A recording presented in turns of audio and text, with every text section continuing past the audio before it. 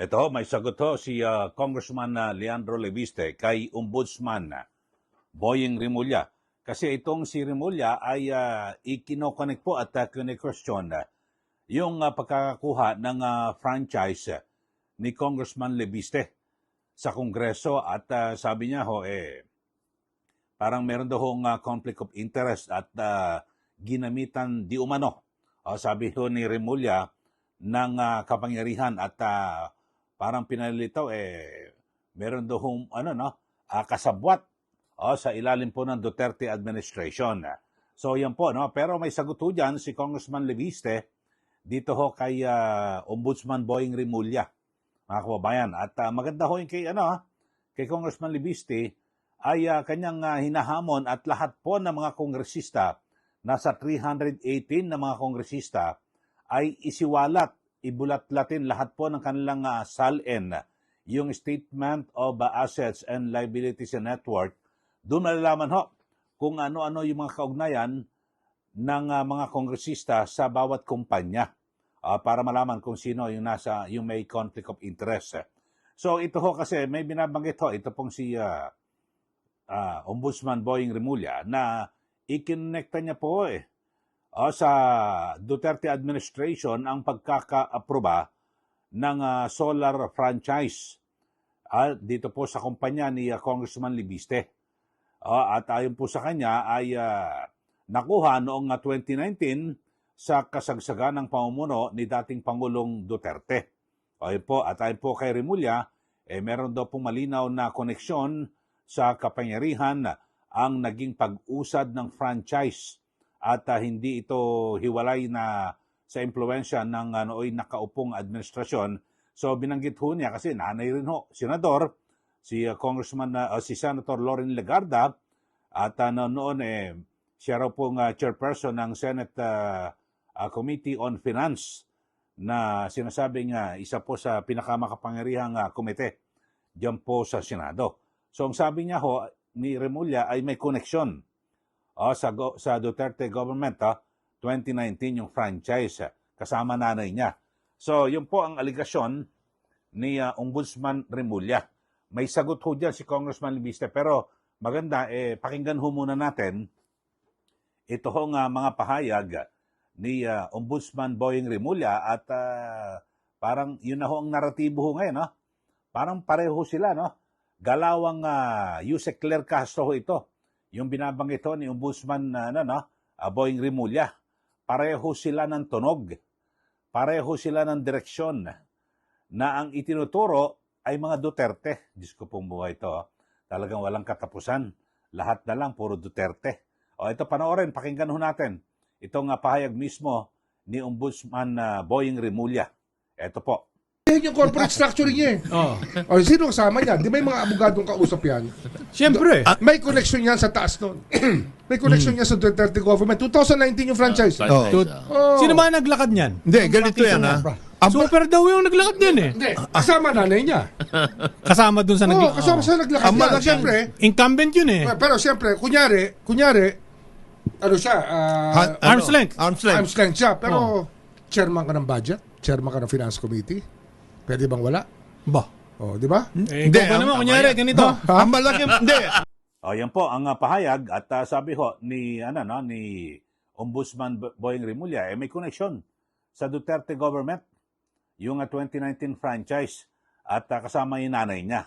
So yan po ang aligasyon ni Ombudsman Boying Rimulya. Pero para po sa kalaman ng ating mga taga-subaybay, nung maaprubahan itong franchise noong 2019, ang Senate President po noon ay si Senator Tito Soto.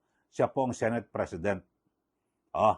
At ang nag-endorse ho niyan, ang nag-sponsor sa Senado, ay ito pong si Senator Grace po. So siguro tanongin ho dapat yan ni questionin niya ni Ombudsman Boying. At dito ho, kasi maliwanag ho, pag nakakuha ka ng prangkisa, mga kababayan, yan po ay dadaan po yan sa mababang kapulungan ng Kongreso, yung House of Representatives, at daging din po sa Senado. Sa House of Representatives, ang mga principal authors ay ito pong sina Congressman Arthur Yap Maria Carmen Zamora at Francis Alvarez. So yun ho. At nakakuha po ito ng mayorya na mga kongresista at naipasa ito ho yung panukala diyan po sa mababang kapulungan. Tapos dumaan din sa Senado, umakyat sa Senado, nakapasa rin po at ang Senate President noon ay ito pong si Senator Tito Soto. So yun po. So lumilitaw, siguro parang naliligaw ng landas ito pong si Ombudsman Remulla na ang pag-aaproba ng isang panukalang batas, yan po ay kapangyarihan ng mga kongresista at ng mga senador. At sa huli, aaprobahan na lang po yan ng Pangulo. Di po ba? Di ba? Para maging ganap na batas. So, dito ho, kung meron ho nakita na conflict of interest at merong hinala, ito pong si Ombudsman Remulla, questionin niya yung mga dating kongresista. At na nagsilbing may akda o principal authors ng nasabing panukalang batas na naging batas, mga kababayan. Pero dito maliwanag naman ho na yung pagkakakuha ng prangkisa ng kumpanya ni Congressman Lebiste, ako pananaw ko ito, mga kababayan, ito po ay dumaan sa legal na proseso. Malagang linawin ho natin, mga kababayan, na anuman tamang proseso. Kumuha po siya ng pag-aaproba diyan po sa mababang kapulungan. Tapos pagkatapos niyan ay ganoon din sa Senado. So yung panukalang batas na ito dumaan sa tamang batas o sa tamang proseso. Ito nga, ni-research natin ito. Ito ho ay yung 17th Congress ho ito at yan po yung House Bill number 8179. Pangunahing may akda, sina Arthur Yap, Maria Carmen Zamora at Franz Alvarez. At sa pag-usad po ng panukala sa Kamara, ay sinuportahan po ito ng mahigit sa 70 kasamang may akda, nagmula sa iba't ibang mga rehiyon at partidong politikal. Tapos niyan ay nagkabutuhan, nakapasa po sa third and final reading, tapos pumunta po sa Senado, inesponsoran po yan ni Senator Grace po. Tapos ang Senate President ay si Tito Soto, inaprubahan ng Senado, nag-bycam, tapos siyempre, na-approve na sa dalawang kapulungan, pinirmahan ni Pangulong Duterte bilang batas. Gano'n naman, kumbaga sa ministerial na lang na pipirmahan ng Pangulo. Kasi sino ba namang aayaw dito dahil sa makatutulong po ito, di ba? Para sa renewable energy dito po sa ating bansa. Pero ito maganda ho ang sagot ni Congressman Lebiste dito po kay Boying Remulla. Ito maganda ho ito. Kasi ang sabi ho niya, gusto mo magkaalaman na lahat. At para kwentas claras, yung mga sinasabing issue na yan ng conflict of interest, yung lahat po, 318 na mga kongresista, yung mga congressmen lang ang sinasabi niya kasi siya bilang isang kongresista, yung 318 na congressmen, ibulat-lat lahat sa publiko yung SALN. Para magkaalaman, SALN mo, makikita ko kasi SALN kung saan siya may kaugnayan na kumpanya, kung ganito, at para malaman kung bawal din ba yung ginawa ni Lebiste. So yung pong hamon niya, ito panoorin niyo mga kababayan, yung pahayag mismo, yung matapang na hamon ni Congressman Leandro Lebiste na maglabasan tayo lahat ng SALN.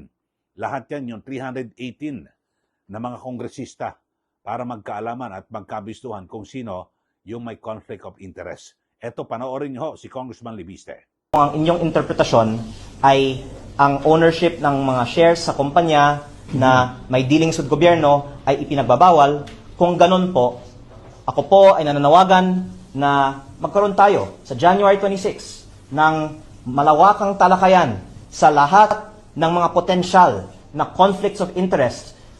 Tignan natin ang mga SALN ng 318 members of Congress at ano ang mga kaugnayan ng mga kumpanya na pinag-aari nila sa mga kontrata sa gobyerno. Buksan natin ang mga SALN ng lahat ng mga congressman para makita natin sino ang may mga deklarado o hindi deklaradong kaugnayan sa mga kumpanya, sa mga sektor na ito, dahil ako po ay consistent sa ating advokasya para sa transparency. Ako, i-disclose ko po lahat dahil ang ating categorical answer sa inyong tanong ay wala pong paglabag sa batas. Lalong-lalo po dahil i-disclose ko po itong lahat.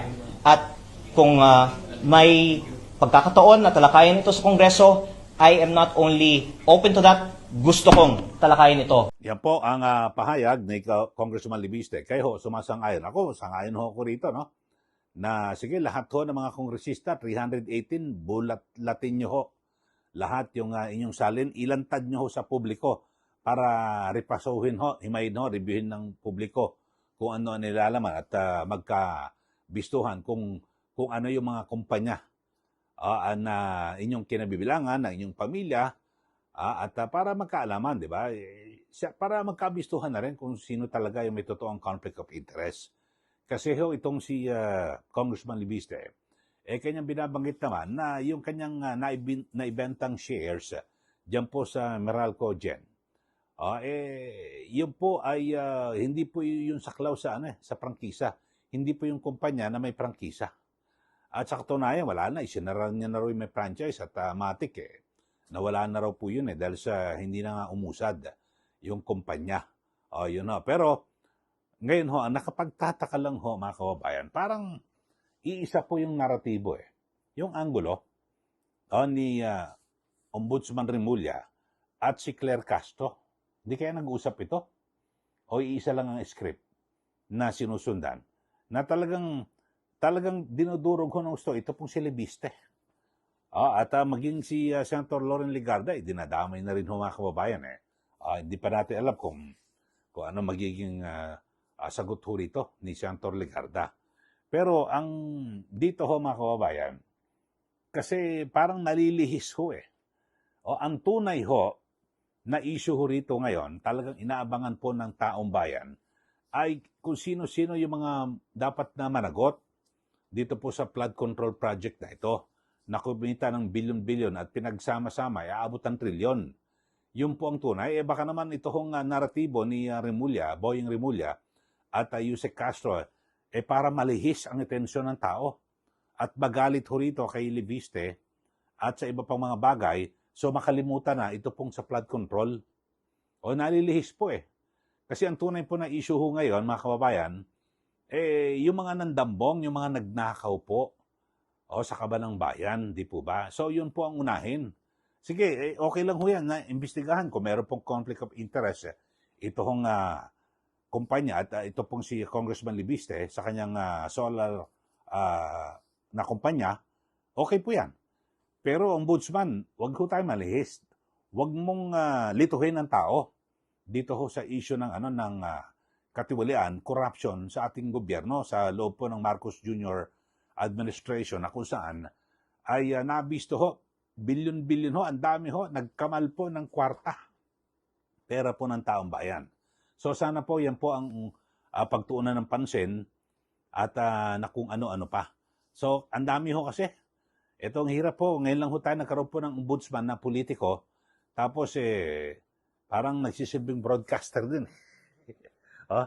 Komentarista. Mga kababayan. At alam nyo, dapat ang ombudsman di ba, tahimik na nag-iimbestiga at talagang pag nandyan tsaka mo ipe-press con, meron ng kakasuhan, tapos may ipapa-aresto na, ganun. Pero wala ho puro dakdak. Kayo ho, mga kababayan, ano po masabi nyo rito sa panibagong banat na naman ni Ombudsman Boying Remulla na kung saan ay idinadamay na naman dito ang mga Duterte. Dito po sa solar franchise ni Libiste na di umano'y may kasabwat sa ilalim po ng Duterte administration at ganyan din po yung bukang bibig ni Yusek Claire Castro. Puro Duterte. Pag may mga babanat ho, pag meron po mga kritiko sa laban po sa Marcos Jr. administration, bibweltahan nila tapos kasabot ng mga Duterte. Laging ganun ho. Yun pong naratibo. Mga kababayan. Kayo ho, ano masasabi nyo rito? At ang pangalawa ho, yung hamon. Kaya sumagot ho itong si Congressman Libiste.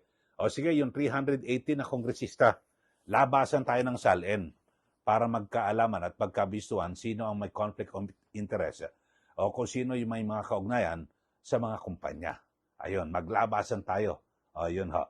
Okay, sige, mag-comment na po kayo dito po sa ating channel para naibahagi nyo naman po ang inyong nararamdaman dito po sa isyong ito, lalo na ito pong si Ombudsman Boyeng Rimulya ay katono ng kanyang naratibo, itong si Yusek Claire Castro. Pareho sila.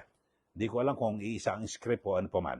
Okay, at magandang hamon ni Congressman Libiste na lahat po, yung 380 na kongresista, ilabas ang SALN. Di po ba?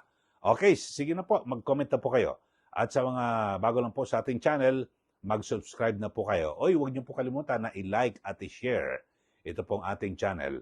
At yung may mga Facebook account, hanapin niyo po ang aking page, yung aking Facebook account, Eli Saludar, at paki-like po. Maraming salamat muli. Ito po si Ka Eli. Magandang araw po sa ating lahat.